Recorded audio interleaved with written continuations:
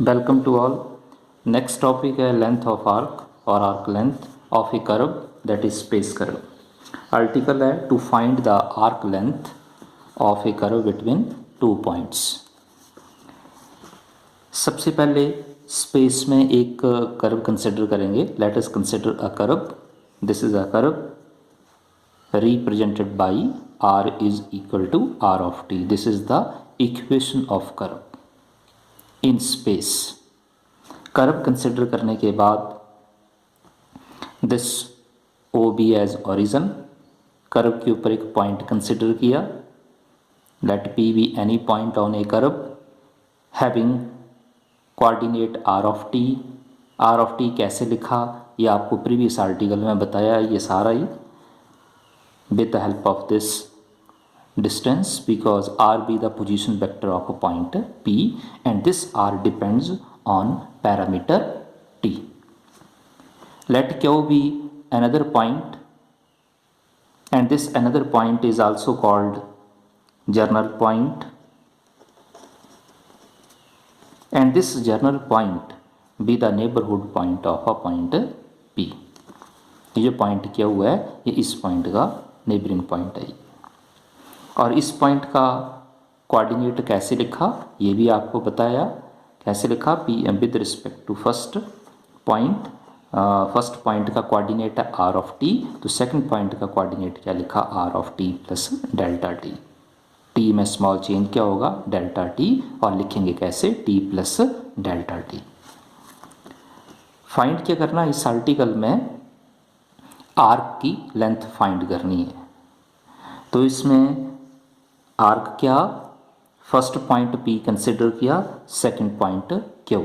This P Q represents an arc. This P Q represents an arc. इस arc की length find करनी. तो इस आर्क की लेंथ को किससे रिप्रेजेंट किया स्मॉल s से. Let small s be the length of arc P Q. और इस आर्क की लेंथ कैसे फाइंड करोगे. दो तीन पॉइंट है. फर्स्ट पॉइंट है जैसे प्रीवियस आर्टिकल कौन सा unit tangent vector to a curve. उस आर्टिकल में आपको दो तीन पॉइंट बताएं. जैसे एक पॉइंट है फर्स्ट पॉइंट है mod D R upon D T is equal to D S upon D T. ये आपको प्रीवियस आर्टिकल में बताया कि mod D R upon D T ये किसके बराबर होता है D S upon D T के बराबर होता है. सेकंड पॉइंट है प्रीवियस आर्टिकल में फाइंड किया था unit vector along a tangent line. Unit vector along और टेंजेंट लाइन. और यूनिट वेक्टर क्या फाइंड किया था रिप्रेजेंट कैसे करते हैं टी से, और वैल्यू क्या आई थी आर का derivative with respect to S D R upon D S. और इसे शॉर्ट फॉर्म में कैसे रिप्रेजेंट करते हैं लिखते हैं आर का derivative with respect to S R dash. Therefore unit vector T is R dash. ये सेकंड पॉइंट है ये. और third point which is important कि इस आर्क पी क्यू की लेंथ फाइंड कैसे करनी है. तो जब आर्क की आप लेंथ फाइंड करोगे तो कैसे फाइंड करनी बाय यूजिंग इंटीग्रेशन. तो जब आप आर्क की लेंथ को बाय यूजिंग इंटीग्रेशन फाइंड करेंगे तो आपको लिमिट भी अप्लाई करनी पड़ेगी. तो लिमिट कंसिडर की है इसमें. इनिशियल पॉइंट को T1 से रिप्रेजेंट किया और लास्ट पॉइंट को T2 से रिप्रेजेंट किया. और T से लिमिट को T से रिप्रेजेंट क्यों किया बिकॉज ये जो स्पेस में कर्व कंसिडर की है इस कर्व की रिप्रेजेंटेशन है R is equal to R of T. इसके अकॉर्डिंग R जो वो किसके ऊपर डिपेंड है T के ऊपर डिपेंड है. तो third point important to find the arc length. Arc क्या पी क्या हुआ है और कैसे फाइंड करोगे तो उसके लिए फार्मूला अप्लाई करना आर्क की लेंथ को किससे रिप्रेजेंट किया, स्मॉल एस से। तो कैसे फाइंड करेंगे, इसके लिए formula S is equal to integral T1 to T2 with respect to ds, क्योंकि आर्क की लेंथ को स्मॉल एस से डिनोट किया। अब आपको पता कि स्पेस में जो कर्व कंसिडर की है वो सेम कर्व पैरामीट्रिक फॉर्म में, तो इसे आप पैरामीटर में चेंज कर सकते हैं। ds को कैसे लिखोगे, integral T1 to T2 ds, dt से डिवाइड करना, dt से मल्टीप्लाई करना। This is the formula to find the length of arc P Q. तो ज्योमेट्रिकली जो यहाँ बताया गया, इन सारे पॉइंट्स को वन बाय वन लिखते हैं। जैसे सबसे पहले स्पेस में एक कर्व कंसिडर की, तो लिखते हैं let r is equal to r of t be the equation of curve in space. This r is equal to r of t be the equation of curve in space, and this r is equal to r of t also represents a function. This is a function. और एक और point बताया कि ये जो curve की representation है space में, अगर इसे कंपोनेंट फॉर्म में लिखना हो तो कैसे लिखेंगे, ये भी आपको बताया ये डेफिनेशन में। Because r is equal to r of t, तो इसे कैसे लिखेंगे, r is equal to r of x of t comma y of t comma z of t, तो इसे ऐसे रिप्रेजेंट किया जा सकता है। कर्व के ऊपर दो पॉइंट कंसिडर किए, let p and q be two neighbourhood point on a curve. Curve के ऊपर दो पॉइंट कंसिडर किए, and this P Q represents an arc. Curve के ऊपर दो पॉइंट कंसिडर किए, लेट फर्स्ट पॉइंट है P और सेकंड पॉइंट है Q। फर्स्ट पॉइंट का कोऑर्डिनेट क्या, R of t, second point का कोऑर्डिनेट है R of t plus delta t। तो अगर ये पॉइंट, इन दोनों पॉइंट्स के कोऑर्डिनेट लिखना हो तो ये पॉइंट भी लिखे जा सकते हैं कि let the coordinates of P and Q। तो कोऑर्डिनेट क्या, फर्स्ट पॉइंट का कोऑर्डिनेट है r ऑफ t और सेकंड पॉइंट का कोऑर्डिनेट है r of t plus delta t, लिखा जा सकता है। एंड दिस पी क्यू, ये आपको बताया पी क्यू क्या रिप्रेजेंट कर रहा है, ये this P Q represents an arc. Let P Q denote और रिप्रेजेंट्स एन आर्क। तो इस आर्क की लेंथ कैसे फाइंड करनी है, ये आपको फार्मूला तो बता दिया, पर वैल्यू कैसे फाइंड करोगे आप, यहाँ से पता लग रहा है फार्मूले से कि ds अपॉन dt की वैल्यू फाइंड करनी है। और कैसे फाइंड करोगे, तो ये फर्स्ट पॉइंट से पता लग रहा है कि ds अपॉन dt जो को किसके बराबर है, मॉड dr अपॉन dt। तो इसका मतलब क्या फाइंड करना, आपने dr अपॉन dt की वैल्यू फाइंड करनी है। और ये कैसे फाइंड करोगे आप, ये नेक्स्ट स्टेप में बताएंगे। आर्क पी क्यू की लेंथ क्या, P Q represents an arc, और इस आर्क की लेंथ को किससे रिप्रेजेंट किया, एस से। तो आर्क की लेंथ लिखते हैं P Q is equal to S, because r is equal to r of t, this is the equation of curve in space। तो जैसे आपको बताया कि अगर इस कर्व को कंपोनेंट फॉर्म में लिखना हो तो कैसे लिखेंगे, r of x of t comma y of t comma z of t। और इसे वेक्टर फॉर्म में लिखना हो तो कैसे लिखेंगे, ये भी आपको पता, अगर लिखना हो vector r is equal to x of t into I plus Y of t into J plus z of t into K, इसे number 1। Component form vector form में लिखने के बाद फिर उसके बाद नेक्स्ट स्टेप में क्या करेंगे, डेरिवेटिव फाइंड करेंगे। और r का डेरिवेटिव आपने with respect to t find नहीं करना, यहाँ आप r का डेरिवेटिव फाइंड करोगे with respect to arc length. और लेंथ की आर्क की लेंथ को किससे रिप्रेजेंट किया है, स्मॉल s से। तो r को डिफ्रेंशिएट करेंगे विद रिस्पेक्ट टू s, तो ये लिखा differentiating 1 with respect to s we get. Derivative find करते हैं, therefore derivative with respect to s of r, derivative with respect to s of x of t into I plus y of t into J plus z of t into K. Derivative find किया तो क्या आएगा, dx upon ds into I plus dy upon ds into J plus dz upon ds into के। तो ये value find की vector dr upon ds की। अब आपको पता कि dr अपॉन ds को, देखो सेकंड पॉइंट में आपको बताया कि dr upon ds means this is a unit vector along a tangent line. This is a unit vector.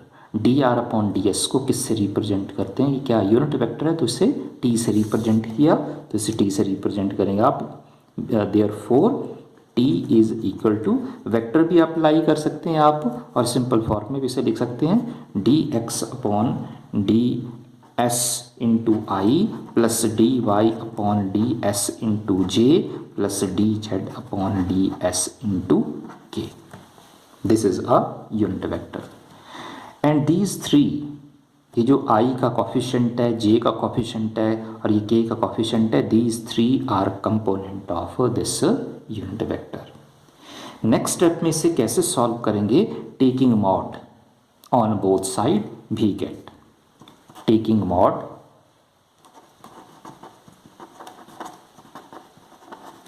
on both sides we get. Mod apply करेंगे तो क्या आएगा, सबसे पहले left hand side mod t is equal to under root of coefficient of i का coefficient है dx upon ds square, j का coefficient है dy अपॉन ds स्क्वेयर और k का कॉफिशेंट है dz upon ds square. Because t be a unit vector, t unit vector है तो unit vector का मॉड जो होगा किसके बराबर होगा, क्या वैल्यू आएगी, 1 आएगी। Therefore put this value here, therefore 1 is equal to under root dx upon ds square plus dy upon ds square plus dz upon ds square. Side change कर सकते हैं, therefore under root dx upon ds square plus dy upon ds square plus dz upon ds square, this is equal to 1। Because x y z, ये आपको पता x y z depends on a parameter t। Space curve में बताया आपको कि x y z जो है, because x comma y comma z depends on a parameter t। तो इसे सॉल्व कैसे करेंगे, जैसे सबसे पहले फर्स्ट टर्म है dx अपॉन ds, इसे सॉल्व कैसे करना, इसमें पैरामीटर इंट्रोड्यूस करना। और पैरामीटर इंट्रोड्यूस कैसे करेंगे, dx इसी फॉर्म में dx अपॉन ds dt से मल्टीप्लाई dt से डिवाइड, और इसे सॉल्व करेंगे तो लिखना कैसे है, dx upon dt into dt upon ds। Similarly second और थर्ड टर्म सॉल्व करनी है, तो सेकंड dy अपॉन ds, इसे सिमिलरली सॉल्व करना dt से मल्टीप्लाई dt से डिवाइड, और सॉल्व कैसे करेंगे, dy को किससे डिवाइड करना, dt से, और dt को किससे डिवाइड करेंगे, ds से।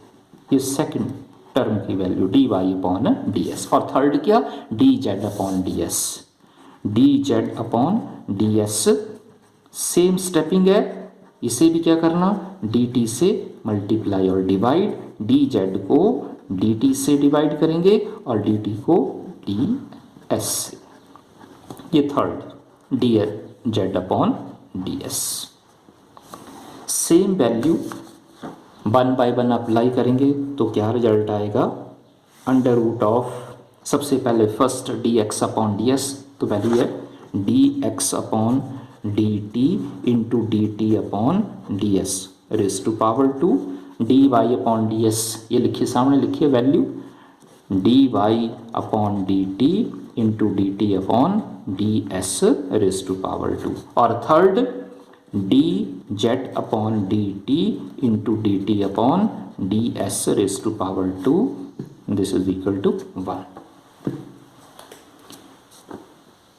टेकिंग सॉल्व करेंगे से तीनों टर्म को सॉल्व करेंगे, स्क्वायर अप्लाई करेंगे, आफ्टर स्क्वेयरिंग भी get therefore under root of dx upon dt square into dt upon ds square plus dy upon dt square into dt upon ds square plus dz upon dt square into dt upon ds square, this is equal to 1।